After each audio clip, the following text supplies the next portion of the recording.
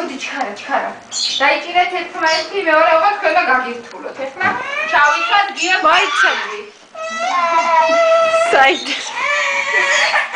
ჩაიცით, აბა ერთი ჩაყავი ერთ მამაში, ერთ მამაში.